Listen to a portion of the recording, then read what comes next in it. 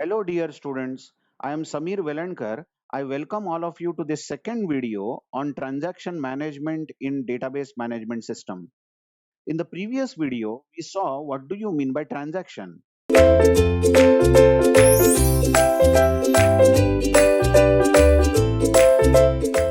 Now we will learn what do you mean by concurrent transaction. I will also introduce one word called concurrent transactions, it should be, and serial transactions. Okay, first of all, concurrent means something which is executing simultaneously. Maybe there is a list of operations in one transaction, let's call it as T1, and there is a list of operations in second transactions, let's call it as T2. And this T1 is about booking a railway ticket, and T2 is also about booking a railway ticket. So maybe this transaction is supposed to book a ticket, and this transaction is also supposed to book a ticket. Or maybe T1 is supposed to book a ticket and T2 is supposed to cancel a ticket. So some person A is trying to book or reserve a ticket and some person B is trying to cancel the ticket. So they will obviously contact the same DBMS store where the railway data is stored. But then tell me, when T1 is booking a ticket, should it be like that T2 should be held up and T2 should wait till T1 finishes the operations? No way. We are working in multi-user environment, and we need that when some transaction is getting executed, it should not happen that the other transaction should be penalized. Both transactions should be given simultaneous chance to execute themselves without knowing what the other transaction is doing, or a particular transaction should not even know that other transaction is running. It should get a feel, this transaction should get a feel that it is isolated and it is running alone in this entire world maybe of DBMS. So basically multiple transactions executing simultaneously are called concurrent transactions. So we will call T1 and T2 as concurrent transactions. What really happens has to be understood is that suppose T1, as you see, has 1, 2, 3, 4, 5 operations, and T2 has 1, 2, 3, 4 operations. Let's say, then T1, if is executing, then at that point of time, T2 can't execute. T2 has to wait. But then T1, after executing certain operations may preempt itself.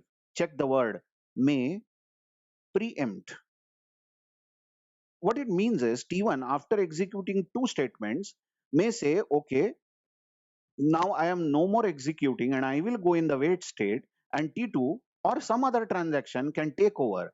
So T2 will now take over and enjoy its time, and it will execute for some time. Maybe during that time it executes three statements, three operations, and then T2 preempts.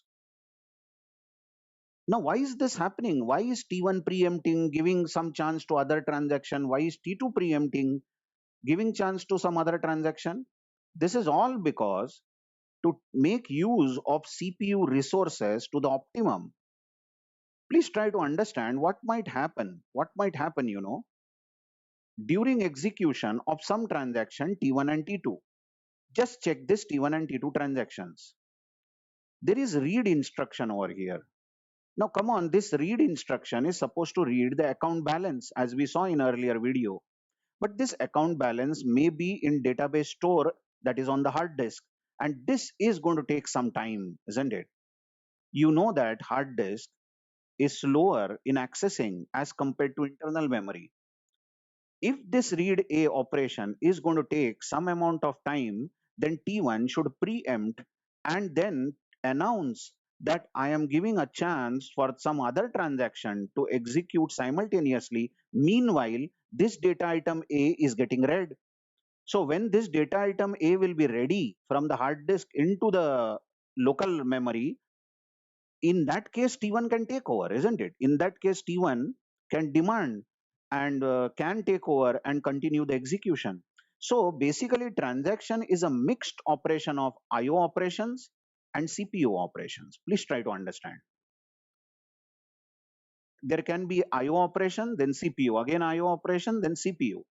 Whenever IO operations are present, it is better that the transaction itself preempts, giving control to DMA controller maybe, or any such device where the data will be ready, and once the data is ready, T1 can announce that it is now ready to execute remaining instructions. So it's not that always that the transaction will be CPU intensive. It's not that all operations will need only CPU. Some operations may need external memory also, isn't it? And external memories are very slow in access. I hope you are understanding why. Why does T1 give up? We say preempt, relinquish, we say. Why does T1 leave the CPU and gives chance to some other transaction, and then other transaction also leaves or preempts and gives chance to other transaction? The big point over here I am making is that many students, initially don't understand that when T1 and T2 are running simultaneously, don't put any quantity over here, that how many lines of T1 will run before it preempts and T2 takes over. Then how many lines of T2 will run before it preempts and T1 takes over? Initially, many students feel that if T1 has executed 2 lines and then it has preempted, then T2 will also execute 2 lines. Then again T1 will execute 2 lines. Then T2 will execute 2 lines. Absolutely not. Just imagine if T1 transaction had 1, 2, 3, 4, 5, 6, 7 lines, and T2 transaction, let's say, had 1, 2, 3, 4 lines. Then maybe T1 executes 1 line and preempts. T2 executes 3 lines and then preempts. Then back to T1, T1 executes 4 lines this time, 4 lines and preempts. And then T2 executes 1 line and then preempts. I mean, the equation of how many lines does the transaction execute before it preempts is unknown to us. We are not going to challenge this. We are not going to say that equal number of statements of T1 and T2 will execute every time they preempt. So basically, somebody can say something like this, that when the two transactions execute concurrently, we really don't know what may happen. How many lines of T1 will run before it preempts, and how many lines of T2 will run before it preempts? Anything is possible. For example, if there are 6 lines over here and there are 3 lines over here, it might happen that 1, 2, 3, 4, 5 lines execute of T1 before it preempts, and then T2 runs, and T2 executes only 1 line, and then T1 runs, executes its remaining line, and back to T2. So any such combination, we call it as interleaving. Interleave. Any such interleave is possible. We should not argue on the point that last time you said that only 2 lines of T1 execute. How are you saying this time that 5 lines execute? Each concurrent execution may result in a new interleave. Okay. Coming back to this concurrent transaction, and I hope you have understood why transactions must be executed concurrently. Check my words. Transactions must be executed concurrently to give better performance. Now let's take an example. Let's say that there are two transactions, T1 and T2, running concurrently, and T1 transfers 10,000 rupees from account A to account B. So you can see this, T1 is transferring 10,000 from account A to account B. As usual, we are having read-write operations over here. Whereas T2 gives 10% interest to account A. T2 is altogether a separate transaction which is giving 10%. So it reads the account A balance and then it increases the balance by multiplying it by 1.1. That will be 10% and writing back the account balance. Now you only tell me, this T1 transaction is basically transfer of money from A to B, and the T2 transaction is basically giving interest to bank account A. So how come that when T1 is running, T2 should be held? It should not be. Both transactions execute simultaneously, correct or not? So what's the one way of looking at the concurrent transaction? Just check this. Just check this. This can be one way. I'm not saying that T1 and T2 will run this in this fashion only. That means 2 lines of T1 will run and then T1 will preempt and then 2 lines of T2 will run, then T2 will preempt. Anything can happen. It might be that 1 line of T1 runs, and then this line of T2 runs, and then this line also runs, and then A equal to A minus 10,000 executes. This line executes here. So any such interleaving is possible, but I have shown one such interleaving. This is the concurrent transaction. Two transactions are running concurrently. Now there are a lot of funny things that can happen when two transactions run concurrently. Yeah, obviously there are many things which can happen. Very funny things can happen when two people or 10 people are talking concurrently, isn't it? It's always better that one person should talk at a time in a crowd. And lot of misconceptions can happen when 10 people are talking simultaneously. Let's look at this. Two transactions, are working simultaneously. What can happen here? Let's take an example. Okay, and let's see how these two transactions, when execute in this fashion, check my words, when these two transactions execute in this fashion, gives bad result, a wrong result it gives. Let's see what it is all about. Let us say that initially account A has balance, let's say 20,000, and B has balance, let's say 30,000. Now this balances of A and B obviously is in the database store on the hard disk, isn't it? This is the DBMS store. We can say external memory. Okay. Now let's start with the two transactions T1 and T2. T1 reads the value of A to start with. You can see that T1 has the first instruction RA, which means it should read the value of A from the external memory, as I am pointing out here. Now this A 20,000, what happens is first getting transferred to a buffer. There is a buffer allocated for every concurrent transaction. So A happens to be 20,000 in this buffer. You can say that this is the local memory or internal memory in which there is a buffer, and A is 20,000. Secondly, as T1 was interested in reading this value of A, as you see, T1 will now get the value of A as 20,000 in its local buffer from the buffer allocated to both the transactions. So the point is that whenever the first read on a data item like A gets executed, this is the first time we are reading A, correct? Then that A will get loaded from external memory or data store into a buffer. And who was interested in reading A? T1 was interested. So T1 will then get the value from the local buffer into its local buffer. So there is a separate buffer for T1 and separate buffer for T2, and there is a sort of global buffer in the internal memory through which these two transactions are going to fetch their value. So there is a local buffer for T1, correct? And T1 has now received a value 20,000, and the same value is present in this buffer also. Next line, as I am pointing out, A will become A minus 10,000, as 10,000 rupees has to be transferred to B's account. So A will then become 10,000. Now where should I update the value of A at the moment? Who is decreasing the value of A? Just check this. The transaction which is decreasing the value of A is T1. So T1 will update the value from 20,000 to 10,000. Please try to understand this in its local buffer. Note, this 10,000 which I have updated here will not be updated in the buffer which I am right now pointing to. This was the buffer allocated for both both concurrent transactions, correct?